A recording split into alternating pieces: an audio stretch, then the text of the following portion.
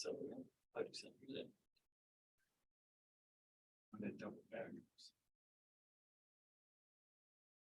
This area. Yep. So you want to forward the slides? Sure. Okay, so our next talk is from Leech Lake Tribal College. Take it away. Hello, I mean, everyone, my name is Joshua Brisky, and well, I suppose I could do my giveaway introduction, so Joshua Brisky, in addition to COD, got squad to make COD, and got maybe can die, so we got me going die Magos, I believe that's how you say it. Okay, hello everyone, my name is Joshua Brisky, I'm a student at the Leech Lake Tribal College, and yeah, we're gonna be talking a little bit about FNL and how it started up.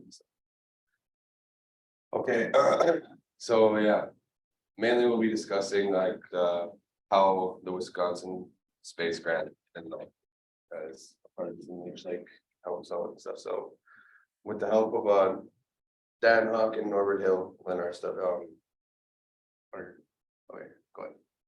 Okay, with help of Norbert Hill and Dan Hawk, Tribal College of Menominee Nations started participating in our rocket builds to expose their students to STEM. And this is something that was relatively new because it was considered that this was like a high level of science at the time for the Tribal College to be competing in. So go to the next slide. And then so in 2007, the college attempted its first competition with major universities, and they showed up with a homemade rocket that was made out of basswood, and people thought it was gonna peel apart kind of like a banana sort of, and then so I don't know, they said that it wasn't, they thought that it wasn't gonna launch and then it was gonna peel apart, and it didn't, and now it's sitting in the Smithsonian. And then with the help of one of the teachers, this was the rocket itself actually that they launched, and it came down and everything, and it's all good.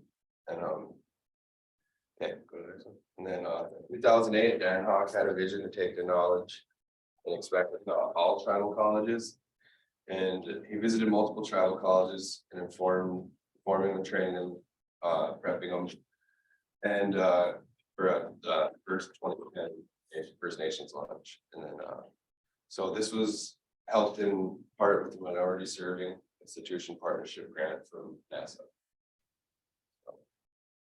And then at the first launch, there were 3 tribal teams present, 2 ACES teams, and along with 3 observing teams, which we were one of those observing teams. And then money was handed out out for the teams to participate, and trophies were awarded at that time. So that was really good. And so in 2014, they added Carthage College added a Spirit Award to this. Yeah, they became the only private college in the U.S. hold the role of taking over the Wisconsin Space Grant. Yeah.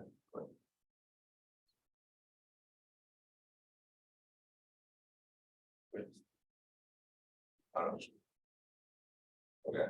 Okay. So in 2016, the team budgets were increased to 3,000.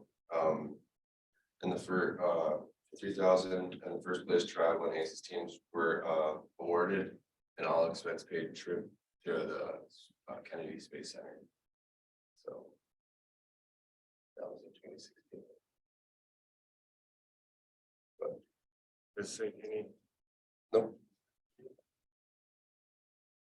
All right, and then so here 2019, so the key to NASA's involvement was James Woods in NASA's That was that one. Yeah. Okay. Okay. So the key to NASA's involvement was James Wood in NASA's launch service program chief engineer, and he was Osage and Shawnee, and he wanted to give back to Native American students and would take personal leave to participate in like the launch and stuff. Now, I guess you.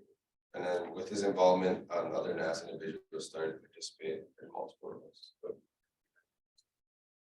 Okay. And then in 2019, the TV budgets were increased even more to 4,000, and then they the top overall team was to win a trip to rock on.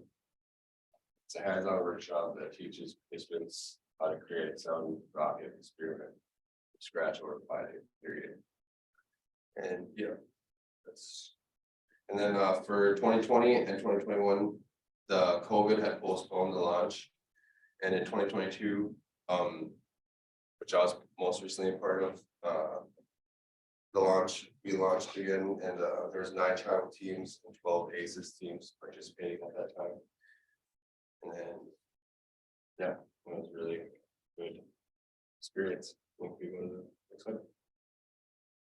Okay. And then with Dan Hawk's Visions, First Nation was created and has expanded over the years, thanks to NASA's Minority Serving Institution Partnership grant. And the First Nations launch is still strong and here today, hopefully for years to come.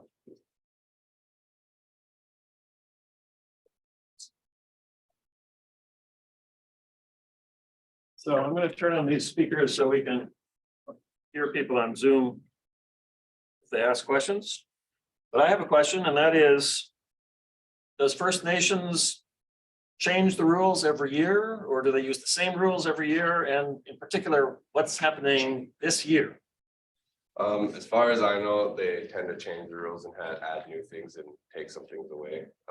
But because I think they changed the rules from last year to, they said we could build a cardboard rocket this year is what it was, instead of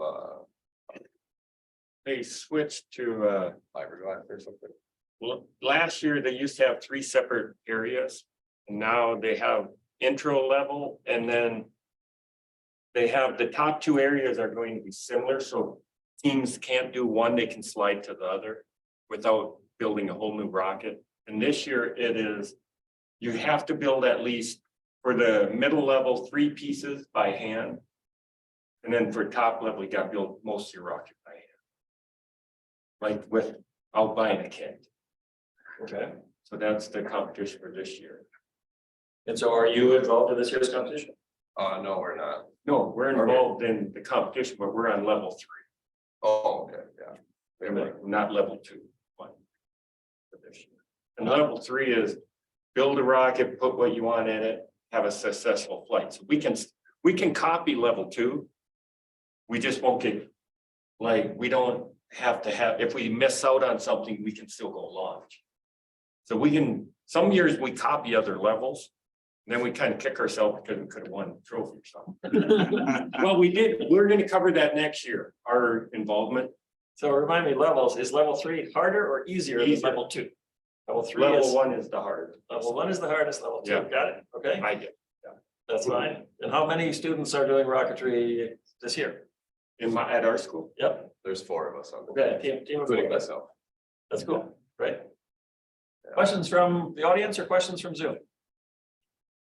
Oh, I got a question, well, kind of 2 of them. So first of all, this is not only the Midwest, right? It's everyone from around the country shows up. We have, Let's repeat the question.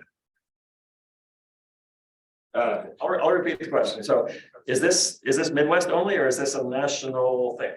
this is a national, and we didn't, I mean, it was on a slide, but it's hard. It was, I double checked. It's ACES and minority. There's another one called like in something, and then tribal college. And so we have UCLA, we have North Carolina, Pembroke, we have Colorado State, and they all have ACES groups. And so, yeah, when we go over there, they even have one from Canada now, but they can't win any prizes because we don't like Canadians. No, for some reason, they can't win trips and stuff to Kennedy Space Center. I think the reason for that is probably because this is space grant related, and space grant don't limit giving money to US citizens. And so if they're Canadian citizens, might not be eligible for things that look like money. On the other hand, Kelly would know, you might not know, has ACES at the University of Minnesota, has the ACES chapter here ever participated or recently participated?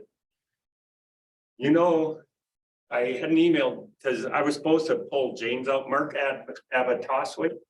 Is with, what is it, Blue Origin now, from U of M, and he was the very first one who participated over there with, I think he had one other student with him or two. Well, you and Bill Gerard. It was a small team, but yes, ACES here did this competition a long time ago In 2010. And then once Mark graduated and has done great things since and has helped the competition since, but hasn't managed to get us to continue participating, which disappoints me personally. Yeah, because he's the judge and everything over there, but that, we had to limit our slides, because yeah, next year we're gonna do our history. Try, and it gets long. Fill everything in. And my second part, or Okay, the reason, one more question. That the was- reason I was asking is, you're saying they change the rules from year to year, is it Just a Wisconsin? competition. So is Wisconsin Space Grant that's changing all these rules, or is there a committee that from everywhere that gets No. and decides? They have like 8-person committee in Wisconsin. Okay, With Triple E, kind of like Gary Stroick, but they have their own Triple E. They have like an 8-person, but Wisconsin Space Grant, without that minority serving, they wouldn't be able to put it on, but Okay. with that, that's when they start adding, then, they pay the teams, then now that it's up to 2 teams win the trip to Kennedy, 1 to Rock On, and then they're doing more and more incentives. Like, I think this year they added a couple more, or they're looking into like how to hand out more trophies and stuff. Right. To lure people, but I double checked, because they were like, well, you're in Minnesota, why don't you talk to James? Because I was double checking on the, what colleges? Because every now and then, when I heard North Carolina Pembroke, but they're down in, I think, a Seminole, or, they have some students. Because I was like, sometimes you hear UCLA and it's like, okay. But they're doing, I think UCLA is more of a minority piece, not as much Native American. So, and they told me, James, they even wrote back and they said, James has a rock competition. But if there is an ACES chapter, or if someone was thinking of one in Minnesota, or yeah, then they could travel. Okay, so on that note, thank you. Let's give him a hand.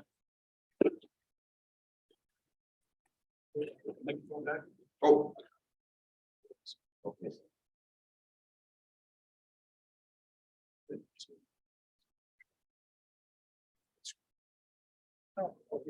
no.